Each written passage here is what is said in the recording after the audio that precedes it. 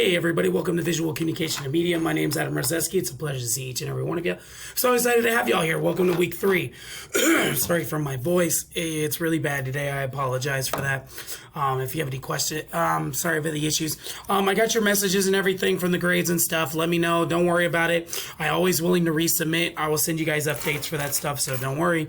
I will take good care of you. Other than that, let's get into this week. So we're going to be finishing up perception. Your rubrics are online on the announcements if you have any questions about that. Also, the link for the lecture. Again, back to normal time, 7 p.m. Eastern, 6 p.m. Central on Tuesdays. If you have any questions, comments, concerns, let me know. Other than that, let's get into it. So yeah, let's take a look and let's go from there. If you have any questions, comments, let me know. But let's talk about what we're going to be dealing with today, which is semiotics and how semiotics are used.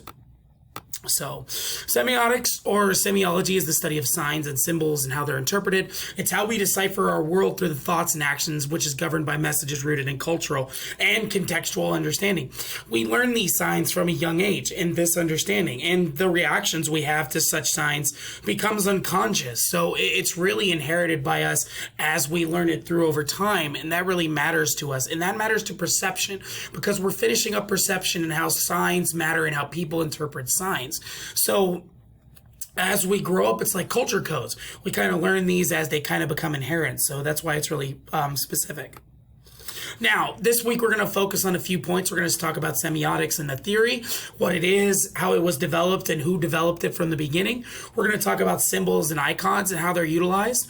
We're also going to talk about the importance of signs and their development, and also understanding logos and the different types of logos and how they're how they kind of work with it, and how signs have evolved from those different types of logos.